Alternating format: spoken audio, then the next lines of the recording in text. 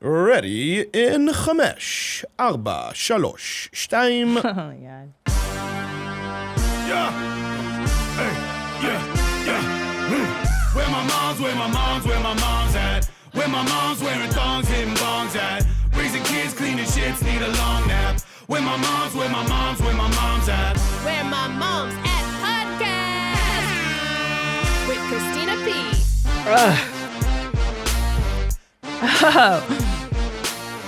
I'm drinking this fucking smoothie, so I'm not so fat anymore. And it tastes like chocolate, but is it really chocolate? No, it's chalky. All right, listen, you soldiers. Hold on. All right, come see me do live stand-up comedy. ChristinaPOnline.com for tickets. DC, one night only at the DC Improv, November 3rd. Then I go to Jew Dork Titties to Caroline's, November 4th and 5th. And then one night in Biloxi, November 18th. Bensalem, Pennsylvania, November 19th. Dania, right? That's how we say that? Dania Beach. Dania.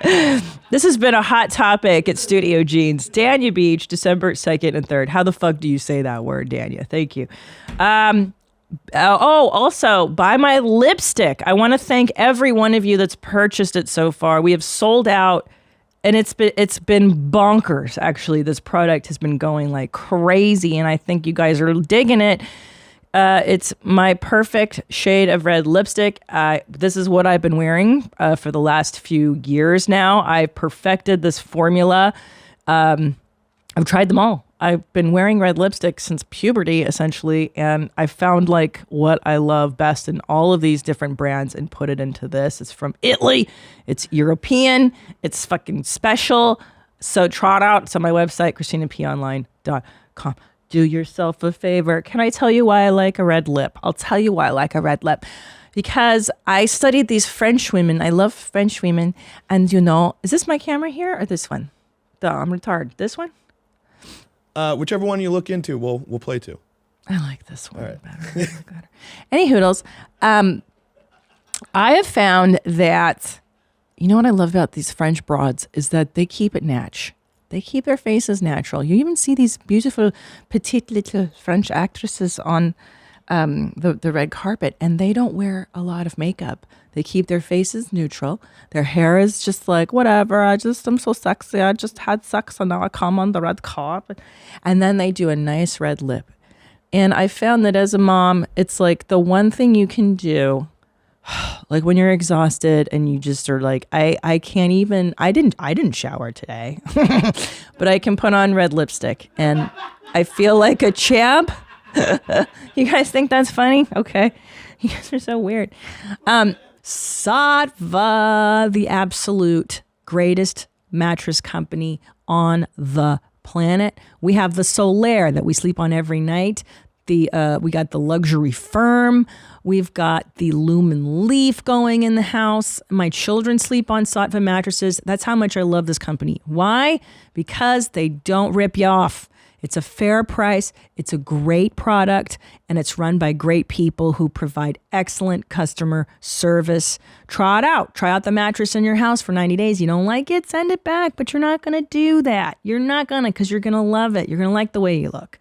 So you're going to go to saatva.com/theshit to get $200 off your next Saatva purchase. You're going to go to saatva.com/theshit when you buy your next mattress. Treat yourself right.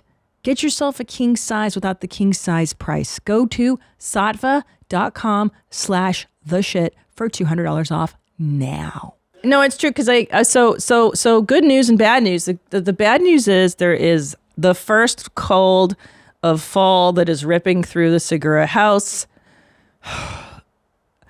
That's the bad news. The good news is I get to take Sudafed again. Come on, guys, let's give it up. And the good kind, because this is Texas, and they're just like, yeah, you can have what is Sudafed, the stuff that you make crystal meth with? Yeah. It's like, get the real kind over the counter. You just got to point to it at the pharmacy, and they're like, oh, you want crystal meth? You're like, yeah, it helps me breathe. And then now it's going to be a good day. It's going to be positive vibes because I'm on Sudafed.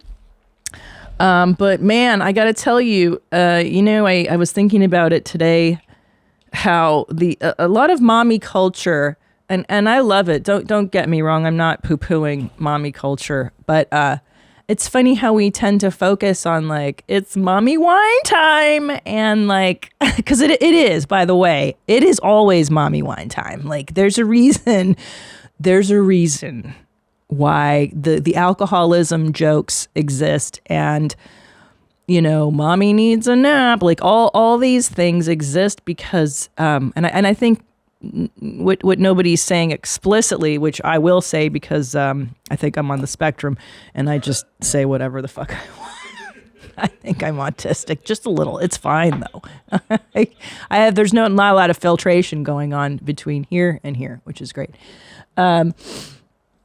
I think the underlying subtext to all this, mommy needs a drink and everything, it's like nobody talks about, I don't know, I'm sure they do, but maybe I didn't hear it. I didn't want to hear it. The profound, it's a life-changing experience of becoming a mother, like from growing a human inside of you to birth. And then when you give birth, you birth a baby, and not only that baby, but you birth a new you. Like you are no longer the person you once were for how many years before. And it's interesting because I'm also simultaneously thinking about all this stuff as I'm watching, which is really silly because I try to do 10,000 steps a day because I'm part of this fitness program I'm doing, and I've been watching the Terminator movies to get me motivated to because I pretend that I'm Sarah Connor and I'm like, I'm gonna fucking kill these robots, and then I get real fired up and I love it. But what's really unique and interesting about the Terminator movies, I can't believe I'm saying this. The Terminator, the original one came out in 1984. Okay, spoiler alert. Am I allowed to say what happens? You can proceed. Okay, spoiler alert. We defeat the robots. AI does not take over, okay? And yes, we defeat Judgment Day as well. They do not drop the nuclear bomb on us. But anyway, what's really interesting about the original Terminator movie, if you go back and watch it, is that it's not about, yes, it is about the robots defeating the humans, but the actual story, the real story, if you're dark-sided like I am, if you sit in a goth mom room and listen to Bauhaus, the real story is about Sarah Connor. It's about a young, beautiful 20-something carefree girl. She's got a girlfriend roommate, and they're doing their hair and they're getting ready to go out and just be carefree and happy. And she's so innocent. Look at her, and she's gorgeous. What's this woman's name in real life? I always forget. Linda Carter? No, Linda Carter played Wonder Woman. Fucking smart, Chad. Not so smart now, huh? We'll cut that one out. Stupid. Why don't you know that? Why don't you know obscure 80s actresses? No, not Linda Hamilton. Yeah. It's Linda Hamilton. Yeah. Correct him. Sorry. Yeah, what's wrong with you? You weren't even born yet. Why don't you know this stuff? So Linda Hamilton is this young, naive, blue-eyed, blonde-haired, scared little 20-something puppy. And from the future comes Arnold Schwarzenegger, who, by the way, is stunning in his prime. And I'm not saying this even in like a sexual, like horny mom way, which I am, a horny, desperate, sad mom. But look at the physique on this guy. Like, it's not even that this guy is like, I exercise a lot or I'm a bodybuilder. It's like his body is a work of art. It is so pristine. And the Terminator always comes through space and time nude, which is so great and so gratuitous. Like, they figured out time travel, but they can't figure out how to keep clothes on the Terminator. You know, the director, this gay director, was like, listen, I want Arnold Schwarzenegger naked. He's got to be naked. We got to do something for the women, and the gay men in the audience. Yeah, like, why can't they fucking figure out? And same with the Incredible Hulk. There was this thing in the 80s where, like, they wanted to show fit men's physiques, which is great. So the Hulk, too, he would rip off his shirt and you would get to see his chest. It was so gratuitous and silly. Like, he couldn't plan for that. Like, you think the Hulk couldn't have worn, like, some stretchy fabric so that he wouldn't destroy every shirt that he owns? That was Lou Ferrigno. So Lou Ferrigno was another huge bodybuilder in the 80s, and he played the Incredible Hulk on the television version. I was obsessed with the Incredible Hulk as like a 4-year-old girl. I was the Incredible Hulk for Halloween as a 4-year-old girl. Don't ask me what the fucking... Maybe I had a lot of rage issues that were being undiscovered at the time. I have a feeling I was a very angry child. But look at this guy too. But Lou Ferrigno was deaf and overcame his, whatever, quote, disability, different ability to become one of the biggest stars on television. It was really cool. So Arnold Schwarzenegger, back to him. Hot, stunning, just this stunning man. He has no eyebrows in the first Terminator movie, which I'm not sure why they decided to cover his eyebrows. It's the creepiest choice. And he finds Linda Hamilton, who's just like a carefree 20-something girl, essentially, and is like, I've come from the future. I'm coming to kill you. You're the mother of the John Connor, who's going to defeat the robots and da da da da da da da da da. And there he is. And she's scared shitless because it's the very first real thing she's probably dealt with in her life. And then it becomes this tale of motherhood, which is really fascinating. It literally is a girl becoming a mother, becoming a woman through this journey of protect the child, the unborn child. She meets the father, they have sex, and she becomes pregnant. By the end, you see like she's going to become this Mary. It's actually a biblical tale when you really think about it. She is Mary carrying the Christ child who will save humanity. It's fucking brilliant. James Cameron is brilliant. There's so many metaphors. So basically, it's the tale of the Virgin Mary coming to, but the Virgin Mary is awesome. So by the second movie, go scroll up. That's like the first movie. She's super like, just like what's going on. And by the second movie, she's lean. She's a mean fighting machine. And if that ain't a metaphor for motherhood, I don't know what is. Sarah Connor is every woman who's like, yeah, I've given birth in the fields. I'm protecting this baby. Screw you. I'm going to kill. There's some unconscious. I mean, even as I'm saying this, I didn't realize this when I was watching it, but I think this is the real allure of the Sarah Connor and the Terminator story, because as she fades out of the storylines by Terminator 3, now it's just a bunch of silly people running around trying to find a factory to smash a robot in, because there has to be a factory of some kind with heavy machinery to smash the robot. That's the only way. Or you have to melt it in like iron lava. Melted hot lava is the only way to kill a robot. And that's all they're looking for is like the hot lava factory, which I don't even know how they find the hot lava factory, but at the end of every single movie they do, and thank God for that. And then the 90s come.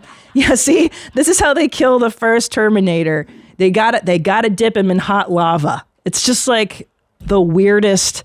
Have you ever seen a hot lava factory in your entire life? Terminator, they find one in every fucking one. And then by Terminator 2, he's protecting Sarah Connor and John Connor. And then they have to find another factory to smash the bad guy in that one.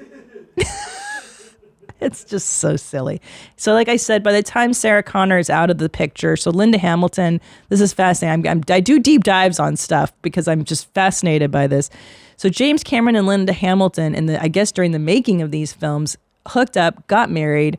I think Linda Hamilton has some...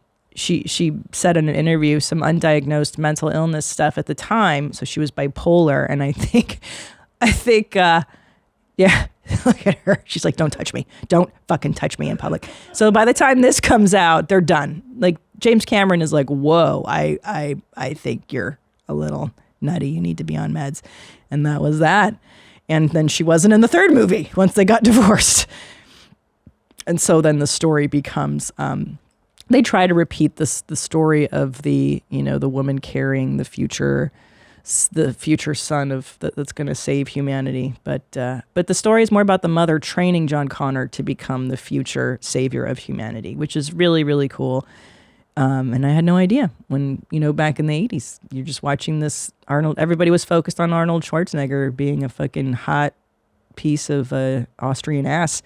And then what's fascinating about Schwarze is that, so his dad was Lou Ferrigno's dad was super abusive too, but Austrian fucking Schwarzenegger, his father was very strict too. Go figure, right? Those Austrians.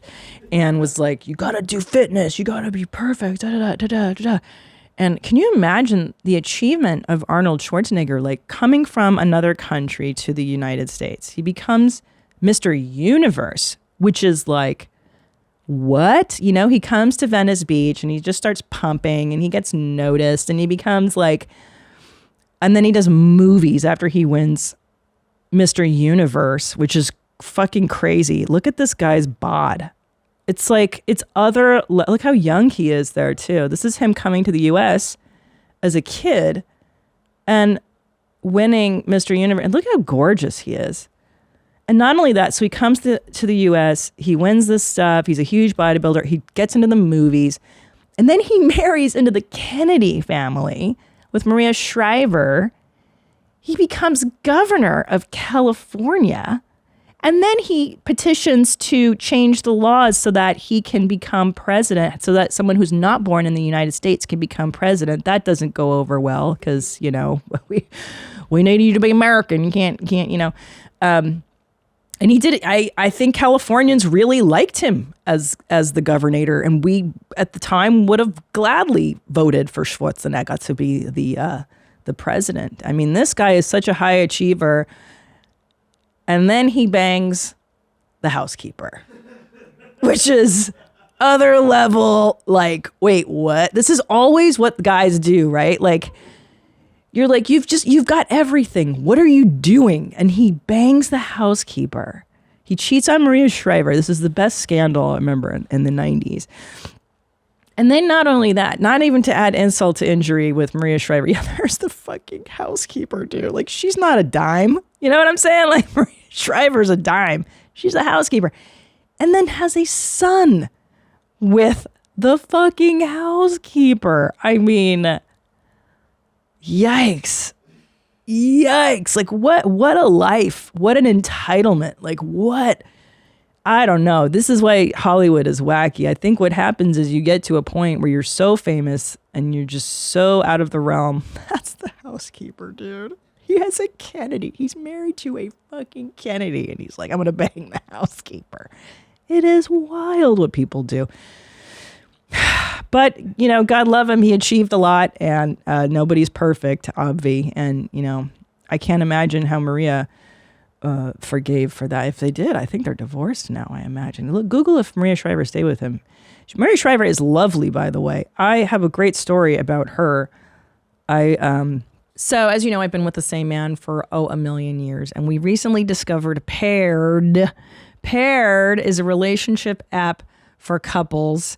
And you and your partner download the app, pair together. And every day, Paired gives you questions, quizzes, and games to have fun, stay connected, and deepen your conversations. It's actually super fun because you learn things about your partner that you may normally never ask. And it's great for dinner conversation, or maybe at the end of a long day, you guys can have a good laugh. One of the questions we got was, what makes you feel lucky in your relationship? And Tom, of course, said, my big boobs. So there you go. Whether you're just a few dates in or have been together for a long time, it's time to lighten the mood and have fun with your partner by using Paired. Head to paired.com/WMMA to download the app and get a 7-day free trial. Just head to paired.com/WMMA to sign up today. Connect with your partner every day using Paired. A happier relationship starts here. I've been sleeping with my Blissy pillowcase, and you're like, what are you talking about? What's the difference? Well, I didn't realize how much better the Blissy pillowcase is than like traditional cotton pillowcases, because you know, you wake up, your hair is all frizzy and all gross and your skin's all dry. They absorb the moisture the cotton pillowcase does. Not with Blissy. It's pretty amazing because their pillowcase is made from silk. Silk is what's best for your skin and hair. It reduces frizz, tangles, and prevents breakage. That's because it keeps the moisture in your hair and keeps your skincare products and natural moisture on your skin, unlike cotton. And it even came with an eye mask, the sleep eye mask, and it's so soft. I've worn, sleep masks where it leaves like dents in your face, but not the Blissy one. It's so fantastic. I highly advise you give this a whirl. This is a great gift for any woman in your life. No more frizzy hair, no waking up with dry skin, right? Everybody loves them. They have a ton of different prints and colors, and they make great gifts because there's an option for literally anyone. They have over 1 million raving fans, and you could be next. Try now risk-free for 60 nights at blissy.com/WMMA and get an additional 30% off. That's BLISSY.com/WMMA and use code WMMA to get an additional 30% off. Your skin and hair will thank you. So one time, it was horrible. It was probably one of the worst gigs I'd ever agreed to do. Did they get divorced? Oh my gosh, yeah. They filed for divorce in 2011. Good for you, girl. You don't need that. That guy's just fucking mine. So anyway, this is like 2010, 11, and I'm finally making a dime in stand-up comedy. I think I'm on Chelsea Lately regularly now. And my agent calls me and goes, so there's this annual journalist ball. Journalists. He goes, every journalist in America comes to this ball. And usually Alonzo Bowden does the comedian spot. I guess there's like a 20-minute spot where they have a comedian come up in due time. And Alonzo is, if you don't know who he is, a brilliant, thoughtful, just master of stand-up comedy. Alonzo, and he's sweet, and he's this big, lovable guy, and he's very thought-provoking and political, and just everything I am not, okay? I am not Alonzo Bowden. But I, like an idiot, well, I guess as a desperate comedian more so, agreed to do it because I'm like, yeah, it's a gig. You're going to pay me what? $200 whole dollars. I'll probably get some free food. It's going to be amazing. So I go to the journalist ball. It's the middle of the day in Hollywood somewhere. And it is a ballroom full. It's at a hotel and it's just full of, journalists. And so, I sit there, I'm waiting to go up. It's the middle of the day, which is always death for comedy. It's just the death knell. Why? I knew I fucking should have known. So I'm waiting to go up and I'm having a chat with like the ladies at my table. I look over to the table next to me and it's Lisa Ling, Maria Shriver. Gosh, and there's one other, like Connie Chung is sitting at the table next to me. I'm like, this is wild. Like, oh my gosh. So I'm getting excited to go up and do my time, get nervous. And they're eating a meal during some speakers, and then the meal is finished, and they call me up. I get to it's a podium. I'm doing stand-up comedy at like a podium, like the People's Court kind of podium. It's like not ideal. They can't see your body. They can't really see your physicality. It's really hard to connect to an audience with a fucking like the People's Court. God, it's so embarrassing. So I start talking about my life. Like my act is, the husband and there's me on doing the journalist ball. Right. That's literally what it was like. Like, you guys want to talk about Supreme Court law? It was just, so bad. And so I'm starting my act and I kind of get a few chuckles. But again, I'm talking about family life and the husband and the thing. And I'm like, gosh, nobody's paying attention. What's going on? Well, dessert is being brought out.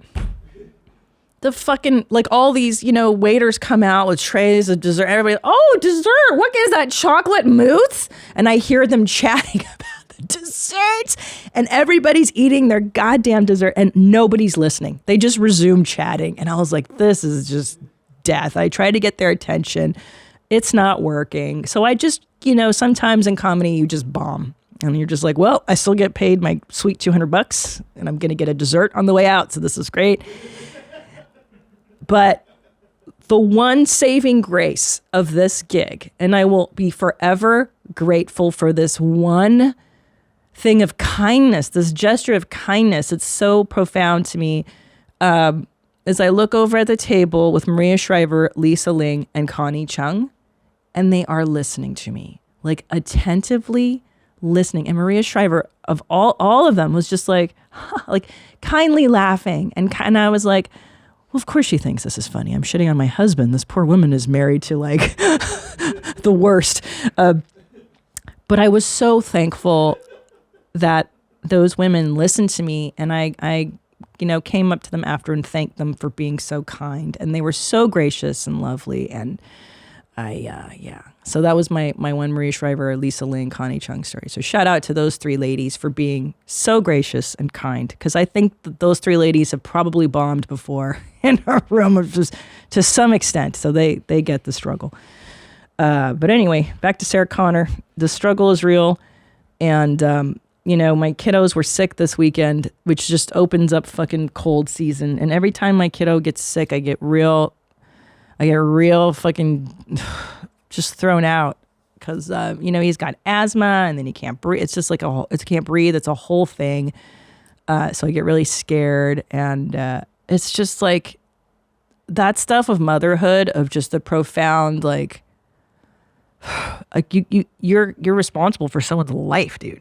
A kid stops breathing, like that's kind of your thing. It's kind of your you know what I mean? Like, you're gonna keep breathing and eating and stuff. And I think that definitely changes you in a real way. Protect the future savior of humanity. Sarah Connor's charge is protect this child.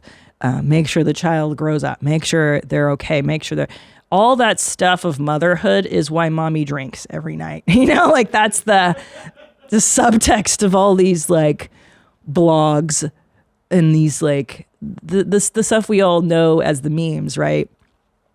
But the profound fucking responsibility and the transformation one goes through to become okay with that is just other level, dude, And I like hanging out with people who don't have children, and I like watching movies. Like I was watching Bridget Jones, too, of all things, just to remember what it was like to be like, I can't believe I'm so fat. I want to get laid. I just want to drink martinis. Like I watch Sex and the City a lot just to remember what it's like to be carefree. Yeah, I love Bridget Jones. This is another one. I've watched this movie. I'm sure every woman has like a million times. I love how they think she's fat too. She's like, Renee Zellweger she weighed 133 pounds for this role. Can you believe it? I'm like, I would dream. 133 was very skinny for me at one point. She looks great, but yeah, just to be worried about like, will I find a boyfriend? Will I go on holiday on a mini break? Who will I shag? Will it be Mark Darcy?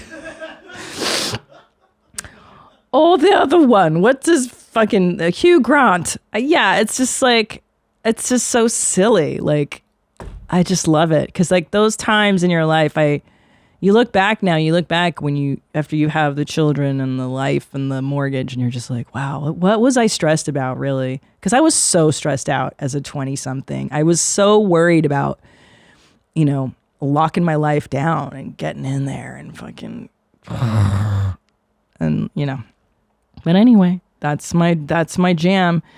On to more important news in mom world. And if you listen, there's a million good things on Netflix.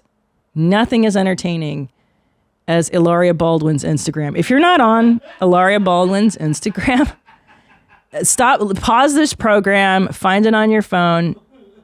You're going to fucking die. Okay, if you don't know this broad, we've covered her. She's out of her fucking mind. It's so good. So Ilaria Baldwin, is from Boston. She's married to Alec Baldwin, who is 73, 4. She's maybe 30 something, 33. She's gorgeous. She is fit. She wears stilettos when she is 9 months pregnant. She is just one of these women that you are just like, how do you exist? You're just so gorgeous and perfect. Anyway, she pretended to be Spanish for a while. It was so good. Right, because her real name's Hillary, right? She's Hillary Baldwin. She grew up in like a $3 million townhome in like a good neighborhood in Boston.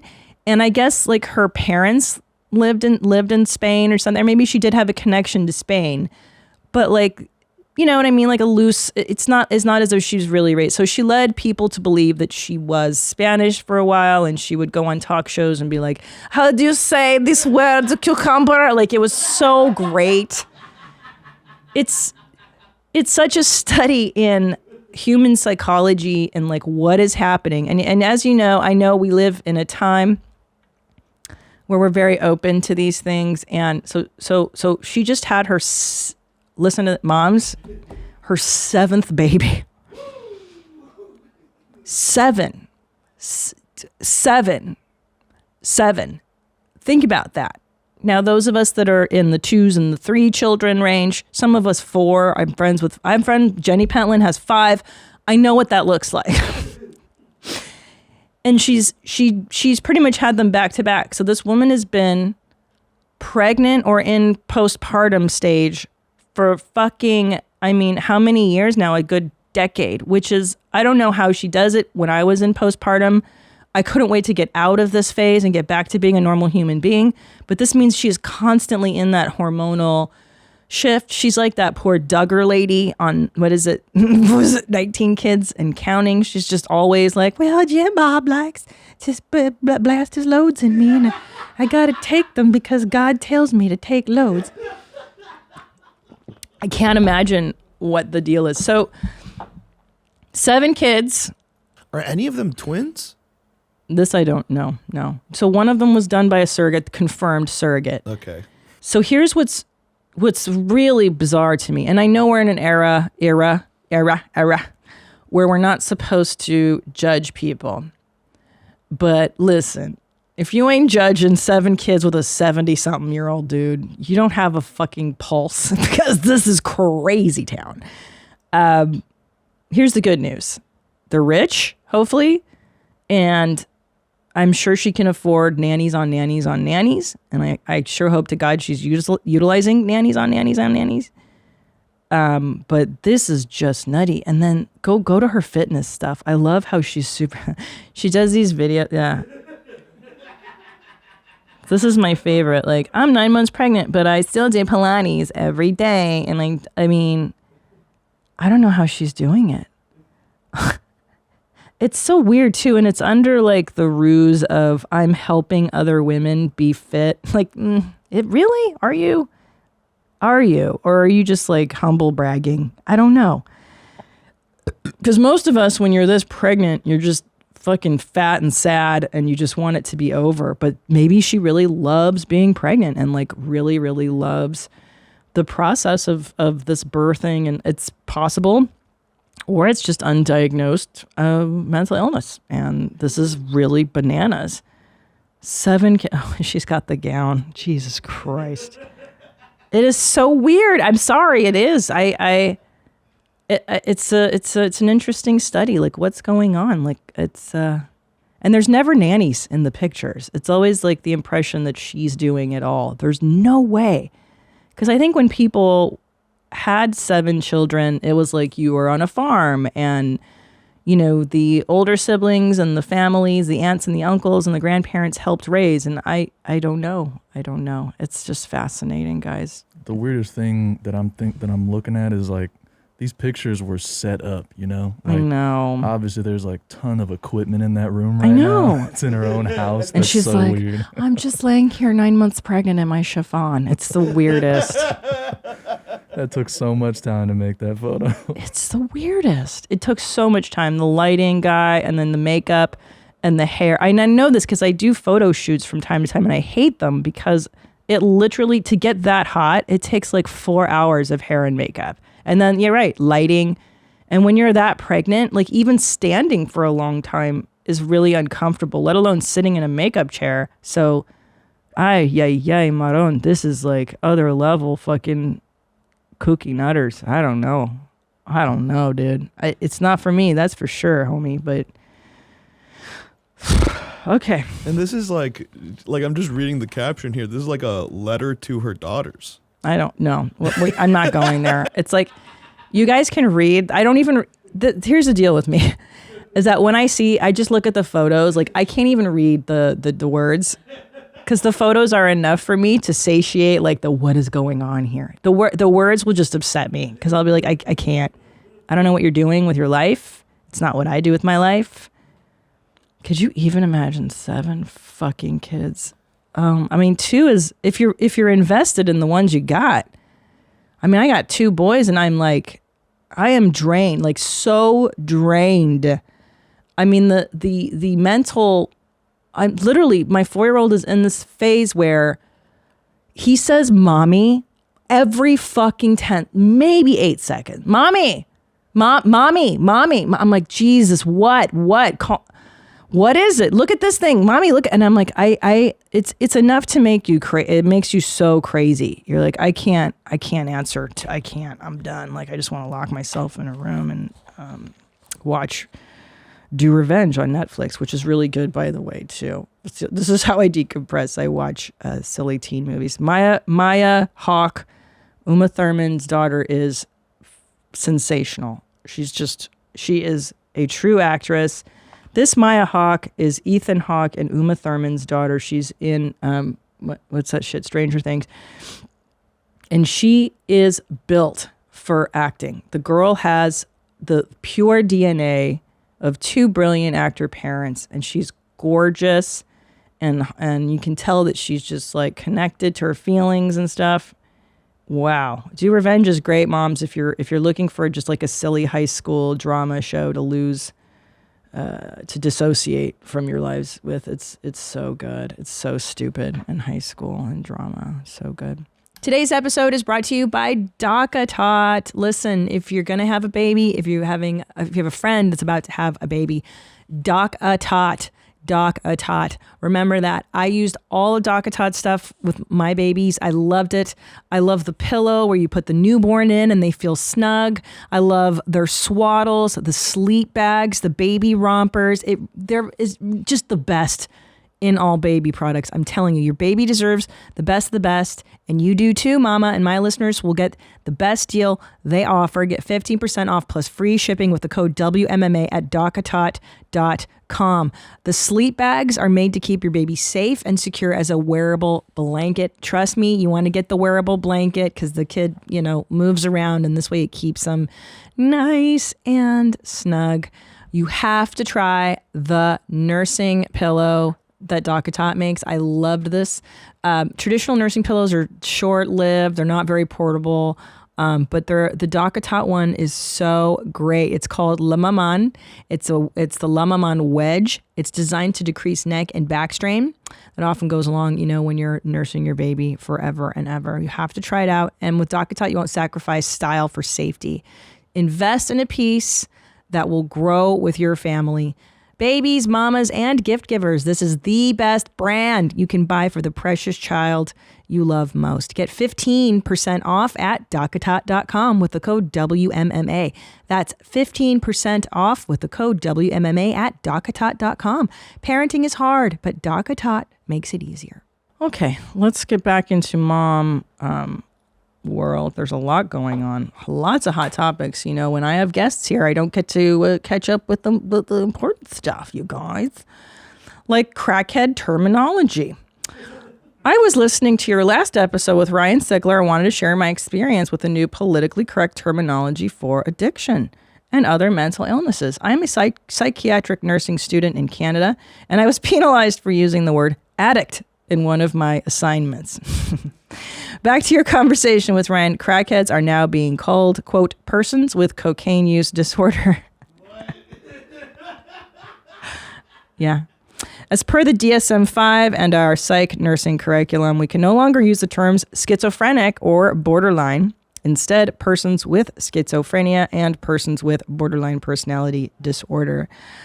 Borderline. It is an interesting position to be in because I am a recovering heroin addict, 5+ years clean, and find all of the horrible memes and slang terms hilarious. Sensitive people are ruining all the fun. I try to let my sense of humor shine when I can avoid getting in too much trouble. Yeah. So the DSM-5, this is really interesting. The DSM-5 is the book with which we diagnose people with various mental illnesses. And what's interesting about it is that it changes over time. It literally is the means by which, like, you go see your shrink or whatever, and they are like, well, this patient meets these criterion, and therefore they have, blah, blah, blah, generalized anxiety disorder or major depression or whatever. And so it, like so many things, is constantly under revision and constantly being updated.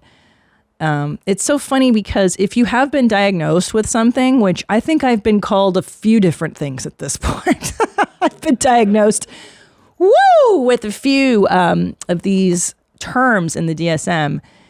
You realize, like, it's so silly, and I don't mind being called whatever, because I know, like, you're not your diagnosis. You're not, if you have whatever it is you have in this life, you're not that thing.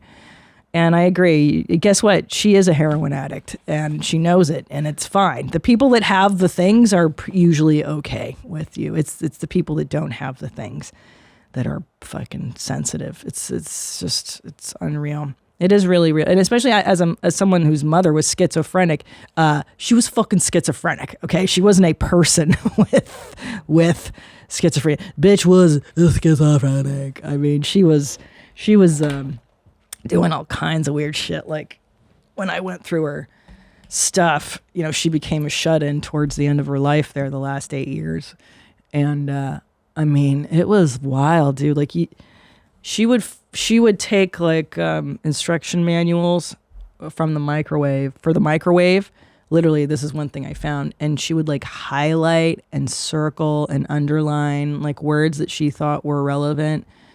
And she saw messages and coding, and she became obsessed with the Bible later in life too, and circling phrases and things. Like, they get very messianic. Schizophrenics tend to go into, like, Christian stuff. They get very drawn to, like, that idea. So she was highlighting shit from the Bible and just writing down absurd things and seeing patterns and things that there were no patterns. And so, yeah, let me tell you, if you've gone through stuff, you're not offended because you're already broken by whatever it is you've been through. We don't need to worry about the terminology. But hey, now I can't call them addicts. Wow. Okay. I think crackhead is pretty good. Person with cocaine disorder. Good luck with that, person with cocaine disorder. Person, I mean, it's implied they're a person with a cocaine disorder. Okay. Language semantics. Let's do some follow-up voicemails. Poor favor. Hey, Mega Mommy and Hi. Boost Boys. So I wanted to go ahead and throw my 2 cents in on the nerd culture thing. Fucking nerds, I hate them. understand God. that Christina says that her personal vag becomes a desert when it comes to miniatures and nerd culture. Yeah. But I gotta say, there are a ton of Hollywood celebs that play D&D and play miniatures and collect comic books and stuff. And for those of us that have been in the industry a long time, I do it professionally. Like, I literally, my salary is from this stuff.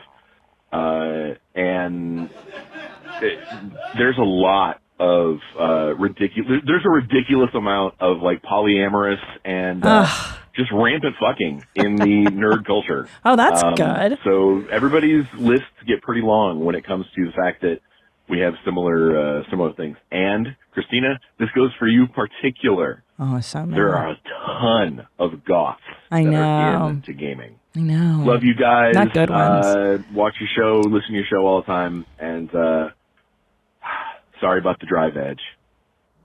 Listen, first of all, you sound hot, so I'm really bummed out that that's the case, that you're like a professional dork. I'm so upset with you right now. I'd like to meet you now.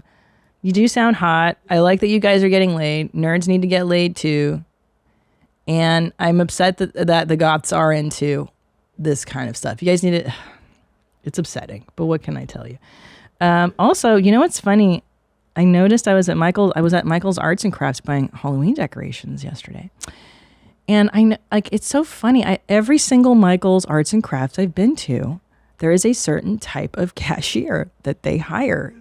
I do think they pull from the cosplay nerd community, because I've seen a lot of like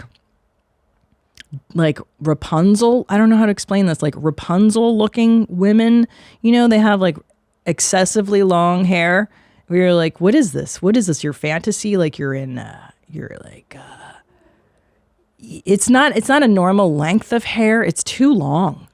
And they're very whimsical and like, I think they believe in fairies and stuff like that. Like they're always these employees, and it's so weird. The men too are like male fairies. I don't know what Michael's Arts and Crafts is doing. I gotta take a piss real quick. Can you? Yep. I drank a lot of my shake. All right, I gotta pee. I've been drinking so much water and so much protein shake.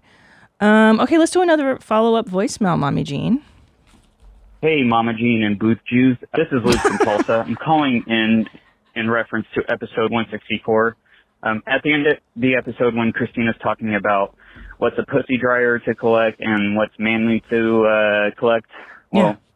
I'm 33 years old, and every kid has that one stuffed animal that they always loved as a kid. That's fine. Well, I still have mine, and That's okay. I actually put that on display on the shelf. So Oh. let me know what you think, Christina. Thanks.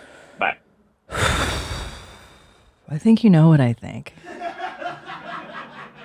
I think you know what I think, and I think you know what I'm going to say. Heidegger said, was it Heidegger? It's all in the forming of the question. And who you ask.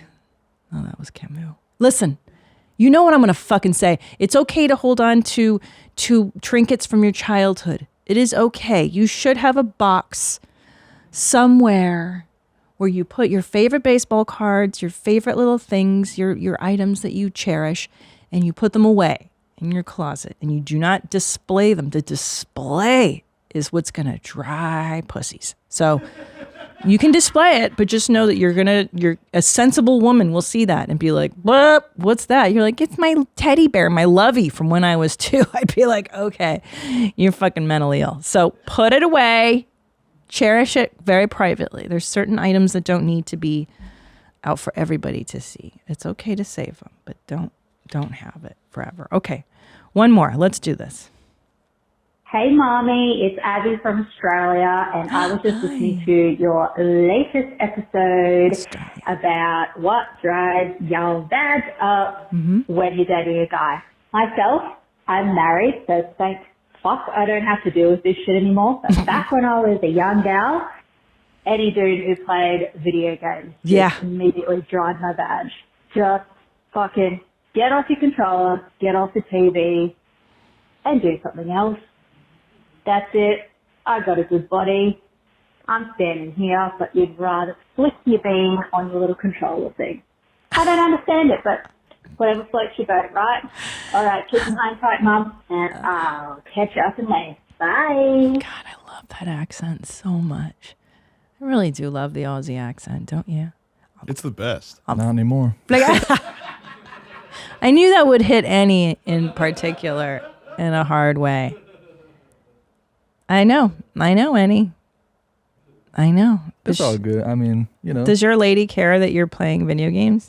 she plays with me. That's what I'm saying. The girls yeah. who are not into that, I mean, we won't find each other anyway. It's not for you. Yeah, I agreed. So you just have to. So this is good for women listening, is that if you're not into video games, do not marry or live with a dude that's his thing. Okay? It's so fucking important. What? What are you grumbling about over there? Mask for 4 weeks now. What are you? Go to the doctor, you weirdo. I'm figuring it out. At what point will you just surrender and get antibiotics? Okay. No, I'm just saying. I don't know. You said don't live with them. Don't live with them. If you're not into it yourself, I'm saying. Oh, okay, yeah. No. If you're, I'm telling women this valuable lesson. I'll tell you what I'll tell you.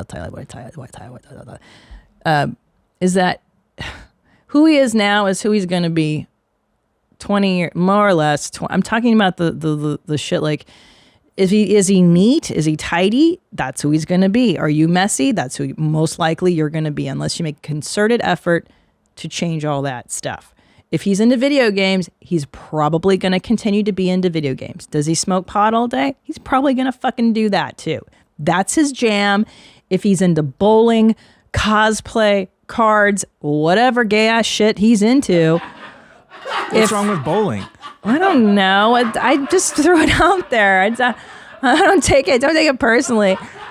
But I mean, look, hey, and on the same token, okay, so that this cuts both ways. So, you know, if you're dating a girl who's like, I like Bauhaus and I route my touring schedule around an obscure 80s goth band, you're not going to like me. You're not going to like the fact that I got a weird fucking goth room in my house, or that I listen to the music I listen to, or I eat fucking weird food. Like, it's just preferences, and you got to pick and choose like what you can tolerate for the long haul. It's just the truth, like that. And then women get all mad at the guy for those little things. It's like, dude, you married a fucking slob. You married a nerd. You married these guys as they are. And then 20 years from now, you're going to get mad at him because he's like that. It's just like, dude, no, you just married the thing that you can tolerate. And then you work through shit, I guess, over the course of many years. Now, the intrinsic qualities, that's the biggest deal too. Like, are they high moral character? Do they lie? All that stuff. That's really the important thing, I think. And also what's important to you. Like, I'll tell you the truth. Really, between Tom and me, I've never yelled at him, not once, for like, you left dishes in the sink. I've asked him. I've never yelled at him for, you didn't take out the trash. Because we're both pigs. So it's likely my plate that's in the sink and not even his. And B, I know who I married. The guy does not do that shit, okay? But guess what we both decided on really early is that we're going to prioritize our finances such that we hire a cleaning lady. So we had a cleaning lady when we could not afford a cleaning lady, because we were both like, nope, we're not doing this. We are agreeing as a couple. So, you know, there's that way. I have always said, listen, either you marry a guy who is tidy or a guy that can afford to hire you a housekeeper. And that way you won't fight about that shit. Or you make the money that you can pay for the housekeeper, whatever you guys decide on. So apropos this discussion, you ladies are going to fucking love this one. This just about blew my cooch apart into 5,000 parts. I found this TikTok, but don't play it yet. Listen, I feel like I've been really unfair to Gen Z in the last, few years.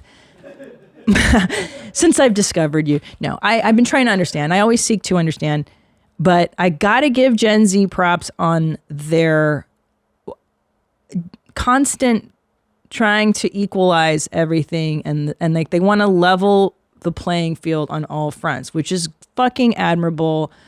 Great. I hope it happens. Amazing. Okay. So here's this email that came in, which like, this shit is so funny, dude. Cause I'm like, okay. Hey, Mommy Jeans, I turned 30 this year and I have 2 children, a 5 and a 1-year-old. I recently got my BA and I'm focusing on my career. My husband works full time and so do I. Lately, I've had to work nights, but I still take my boy to activities.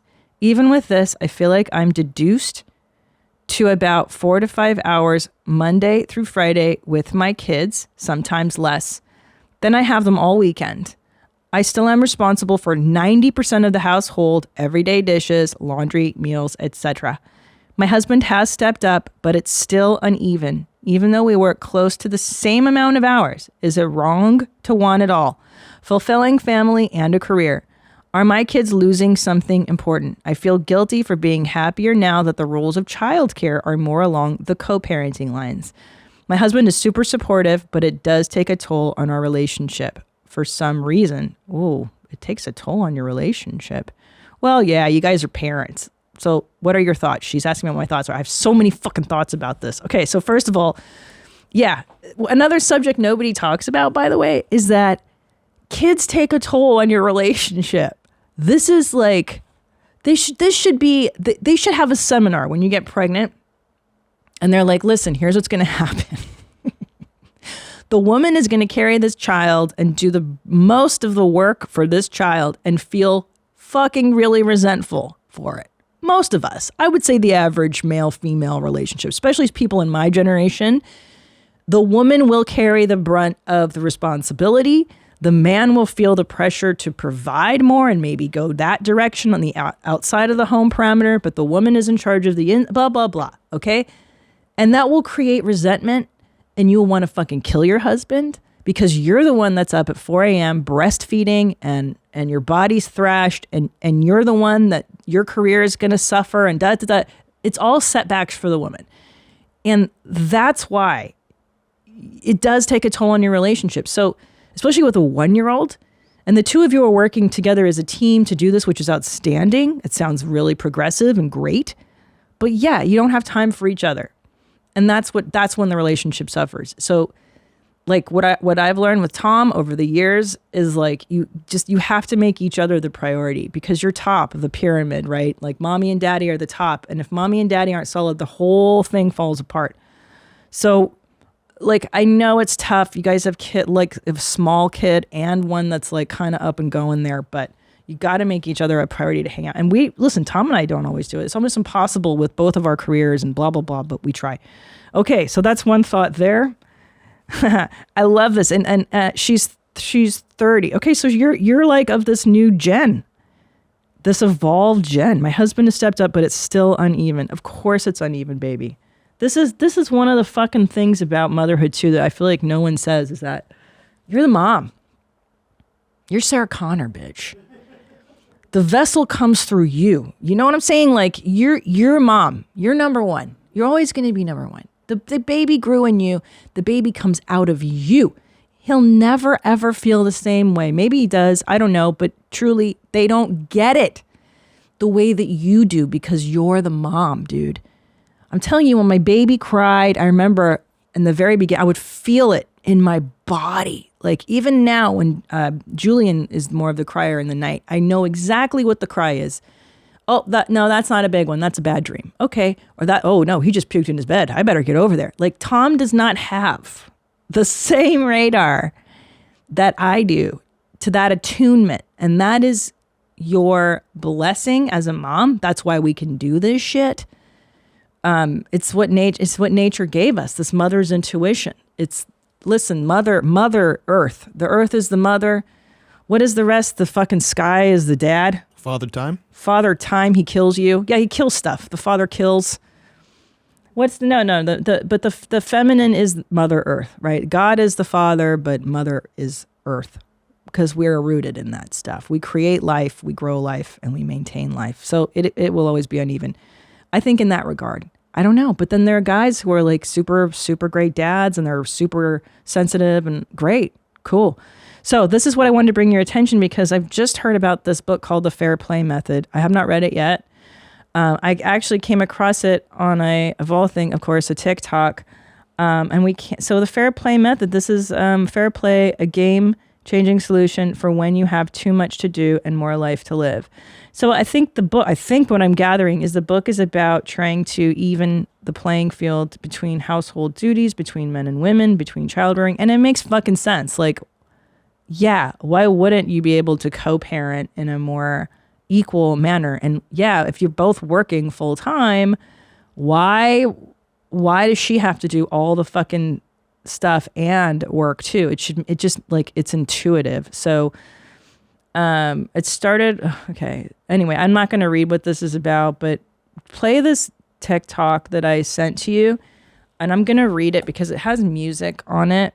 So this is a TikTok of a man and he's saying how he helps even the playing field between he and his wife. And I just about fell out of my chair when I saw this. Okay, so here we go. There's a baby in a crib. It starts with that. I've been reading, it's a male voice, the Fair Play Method book. And so I've been trying to implement some of the ideas, even though it's not complete CPE. I don't know what's CPE? Child Protective Energy? Co-parenting energy. Yeah, or some shit like that. Well, you read the book. I don't fucking know. Okay, 2, to take over the whole workload at the end of the night after we both had a long day, but she's been working with Everly. That's the baby. So basically he's saying, I'm going to help. The wife has been home with this baby all day. She's exhausted. I work, but I'm going to come home and do house chores. I mean, are you guys... I'm fucking floored. Like, this is so great. This is such like... What? I can't believe this exists. Okay, go ahead. She's much more tired. The other day, I showed a video of me making this list of all the things that need to be getting done at the end of the day, mostly so that she doesn't have to remember. She doesn't have to remind me. Listen to this, bitches. You're going to fucking die. This guy has got a list. Don't move it. So has a list so that she doesn't have to nag me. It's like Aspen out. Aspen, that's a dog. Feed the dog, change the water bowl, take out like all the stuff that a woman normally has to nag the guy. He's like, I just made a checklist. And now she doesn't have to nag me. Okay, go ahead. She doesn't have to nag me to do them. I can't tell you how often she actually asked to remind me to feed the dog, do the milk, and or close and lock the door. By me creating this list, I mean, showing it to her and getting consent from her. That's the best part. It's so gay. She doesn't have to think about it anymore. It's completely in my ownership now. Oh my God. I'm not even close to being done with the fair play method journey, but I hope this helps to share what we were so far. I don't know. A dad that hates being nagged, but does all the same thing towards every night for the most part. I mean, I'm fucking blown away. I mean, this is pretty amazing. Look, he's like, lights off. First of all, it's so stupid that, I mean, how retarded are guys that they're like, I have to turn the lights off at the end of the night and lock the doors. Are you guys this dumb? No. No. This guy kind of sucks, I think. And I know. I'm like, are you this stupid? Well, Chad, you're sensitive, Chad. You're like new Gen Z Chad. So tell me your not thoughts. Gen Z. But you know what I mean. He's a boomer, just like He's a you. boomer. He's a boomer, but No. He's like 40. No. no, but you're sensitive, Chad, and I think you're more evolved emotionally than most of us as Studio Janes. There, I Yes, said that it. is true. Okay, so go ahead. Oh, what are your thoughts on this? I mean, just remember to do those things. Yeah. Like, I mean, I feel like most of those things you just do in your routine. It's more of like maybe like a personality organized type person that needs that. But I think a lot of people kind of do that. No, intuitively. they don't. Can I No? tell you, I've dated men my whole life. A lot of guys don't know basic shit like this. Like truly. That's wild. Yeah, maybe Tom it's just, doesn't know basic shit like turn off the fucking lights. Yeah, he doesn't know. No, baby. And a lot of women listening to this, their husbands don't do this shit. Okay. You guys are different. Well, you live alone. Maybe you do it. Yeah, maybe that's part of it. Is like if you live alone long enough, it's like, well, I have to do this shit, so it becomes your routine. Yeah, it's like no one else is gonna do it, so have to. yeah, you're not going to sleep with the lights on. Well, You got to remember to turn those off. You're gonna feed your animal. Right. No, you'd be surprised, Tom. How many dead dogs have you guys I mean, come up with? I when I would leave town, I remember being like, "Did you feed Bitsy?" Whoa, shit! Like literally, if I didn't do it, the dog was long dead. You guys, Bitsy died 10 years ago. You know, you have to remind them to do basic human stuff. You do. Most dudes, yeah. I'm not gonna lie, I do like to get their attention though. Like if I do, because generally speaking, when a girl comes into the picture, she does kind of take over those types of tasks. Like just they think so about fucking it more annoying. often. But I do like to kind of get their attention when I do help around. You know, like if I do the dishes, and I'm like, hey, baby, check it out. You see this? know. Dishes. I know. You guys Got think you've done the fucking holy grail. But I think part of it is it's our fault too, because we're not forcing them. I have a gay friend who's just my favorite. We've been friends for 20 some years, and he's like, God, straight women, you guys just put up with everything. You guys are so fucking stupid. I'm like, I know. He's like, straight women, you just put up with all this. And I'm like, yeah. So good for the straight women of today. They're not putting up with it anymore. And we're going to have a bunch of neutered males doing the fair play method. And things will be totally equal and you'll never want to fuck them. That's the problem. It's right. It's always like either he's a sensitive and he fucking does everything. And you're like, yeah, but I don't want to have sex with that guy. Or he's the guy that does nothing. And you're like, but I want to fuck him. I don't know. That's true. Exactly. No, not for you, is. Chad. But for fucked up people like me, maybe, you know? I don't know. I think it's got some validity to it. For me, for fucked up people, but Chad's sensitive and like emotionally correct. Chad's the next generation of humans is what I'm saying. He's like the next generation of male whatever, and he's got to find a bitch that's like leveled up. It's harder. I'm pretty picky when it comes to settling down with somebody. But see, I don't know if I'm like the exact sensitive type you're talking about. I am sensitive, but I don't know if I'm the vag drying sensitive that you might be referring to. That's nothing worse than vag drying sensitive. Because that's true. Like there is a balance between a guy who's emotionally connected and then the guy who's just it's too much. And you're like, your energy is too feminine and now I'm not attracted to that. Because I don't even like women that are too overly emotional with me. I'm like, ugh, it's repulsive. It's somebody whose energy leaks. You know what I mean? Like they want you to fix them kind of. Anyway, I gotta go. I gotta go to a fucking parent teacher, blah, blah, blah. You know how that shit goes. I love you guys. Oh, God. Thank you for watching. Subscribe on the Poop Tube. Yeah, until next time, stay cool, moms. I love you. Mwah. Bye, bye, bye. Hi, Mommy. Thank you for watching that episode. Did you like what you see? I hope you did. So why don't you subscribe? Just click the subscribe button and, hit the notification bell so you can get notified. And also, why don't you watch another video? Watch one of these. You know what I'm saying? Like right here, down there, whatever. There's so much stuff, bro. I make these all the time for you to watch. That's why I'm here. I love you.